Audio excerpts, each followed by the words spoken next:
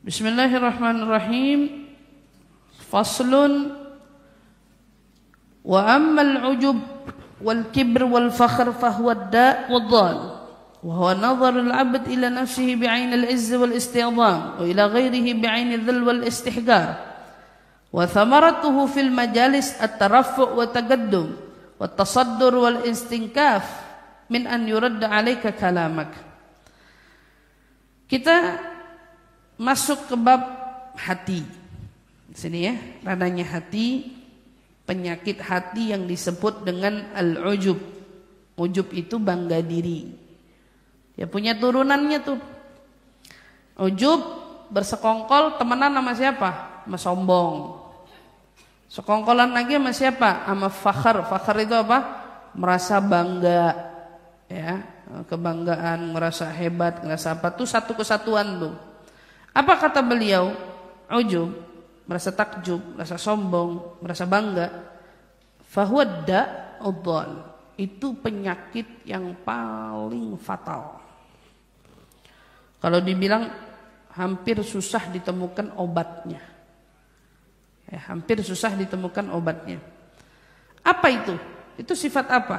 Yaitu seorang hamba yang melihat pada dirinya sendiri dengan pandangan al-izz, agung, mengagungkan, sementara orang lain dipandang olehnya rendah dan cenderung merendahkan. Jadi kalau ngelihat dirinya sendiri, dia ngelihatnya apa? Izz, wal istidham, agung dan sering diagung-agungkan. Saya alhamdulillah kalau ini mah baca Quran setengah jam juga sejus.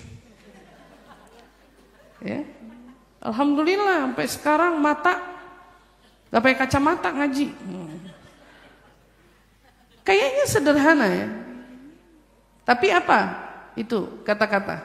Selain daripada fakhr, merasa bangga, itu bukan sesuatu yang perlu kita bangga-banggakan. Kalau ada orang yang ya Allah udah tua tapi ngaji masih nggak pakai kacamata, matanya masih tegas, itu orang yang melihat. Tapi bukan berarti kita yang sibuk ngasih tahu ke orang tentang keagungan diri kita. Ya, itu beda, itu dua hal yang beda. Diagungkan sama mengagungkan diri sendiri itu part yang berbeda. Kita diagungin orang aja bisa jadi fitnah, iya kan? Lah ini ngagungin diri sendiri gimana ceritanya? Bagi umroh alhamdulillah 10 kali umroh. Tiap hari bolak-balik. Bukan itu tujuannya. Apalagi sampai bisa memandang orang itu dengan pandangan adzal wal ihtigar. Aduh, kita udah mandang orang hina, menghinakan lagi. Ya, orang dipandang hina aja udah salah, apalagi sampai menghinakan dia. Na'udzubillah. Dan buahnya umumnya kalau di majelis munculnya apa? At-tarafu' wa taqaddum. Na'udzubillah min dzalik. Kalau di kalangan kita ahlu majelis, apa yang muncul? Senangnya itu ditinggi-tinggikan dan didepan-depankan. Peringatan buat kita ya. Iya, makanya kalau di sini punya aturan para asatidz, ketua majelis taklim ke depan. Ya, itu aturan mainnya. Tapi jangan sampai itu menjadi kesenangan kita. Yang pada akhirnya memicu kalau tidak didepankan ngamuk. Nggak boleh, itu penyakit. Atau kalau nggak diorangin atau nggak diluh-luhkan, kelupaan namanya, lupa sebut ustadzah gitu. Pulang. Pulang kalau nggak disebut ustadzah. Tersinggung. Untuk apa? Nggak boleh sampai itu terjadi. Dan kita fima bainana di orang majelis nggak boleh sifat itu ada sama kita. At-tarafu' wa taqaddum, senang dieluh-eluhkan, diagung-agungkan, diangkat ya, nggak ada. Kalau aturan mainnya seperti itu, tayassar, dimudahin, emang kamu harus didepanin, diorangin. Alhamdulillah itu Allah punya aturan. yang memang mungkin ingin menguji kita dengan ujiannya dikedepankan, di orang-orangkan gitu ya. Tapi nggak boleh dijadiin itu sebagai bahan acuan. Saya nih ketua majelis taklim, masa duduknya di sini? Banyak kan yang kayak gitu.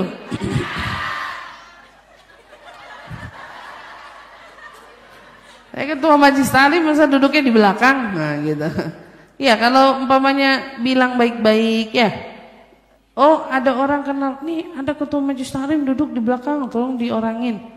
Itu nggak boleh keluar dari si ketua majelis taklim. Harusnya itu keluar dari mulut orang lain. Itu kayaknya di belakang ada ketua majelis taklim deh. Atau itu kayaknya di belakang ada ustazah. Bilang sama panitia, itu baru bener. Lah kalau dia ketua majelis taklim yang repot pengumuman, saya ini ketua majelis taklim. Ini udah salah aturan. Nggak begitu aturan mainnya ya. Dan ini bahaya. Berarti sudah terjangkit yang disebut dengan penyakit al-ujub wal kibir wal fakhr. Semoga Allah jaga kita semua. Jadi kalau seumpamanya kita sudah punya majelis taklim, biasanya ke depan. Atau satu waktu datang ke area yang orang itu nggak kenal kamu. Barangkali mungkin ada yang belum paham, panitianya anak-anak baru misalnya.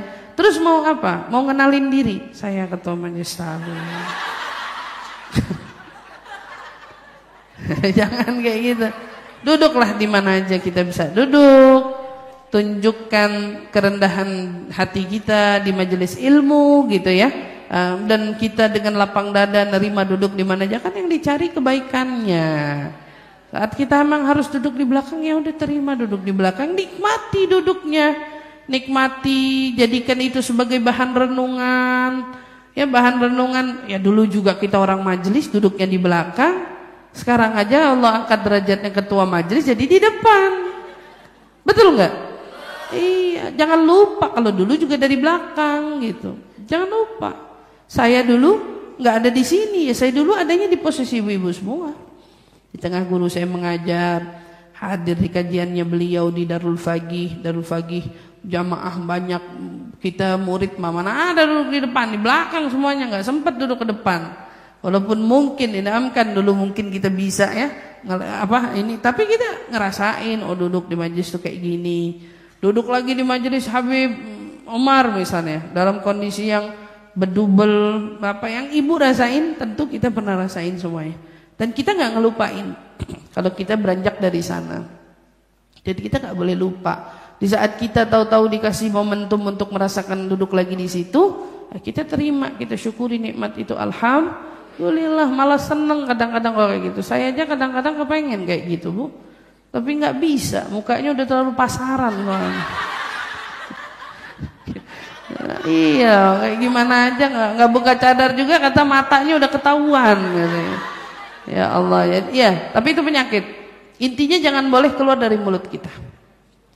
Kalau kita nggak bisa duduk di mana tempat yang kita mau duduk, hadzal hasan, itu malah yang lebih baik. Nasallallahu alaihi wasallam. Mudah-mudahan Allah jaga kita semua. Ya, Allah jaga kita semua, Allah lindungin hati kita semua. Amin amin ya rabbal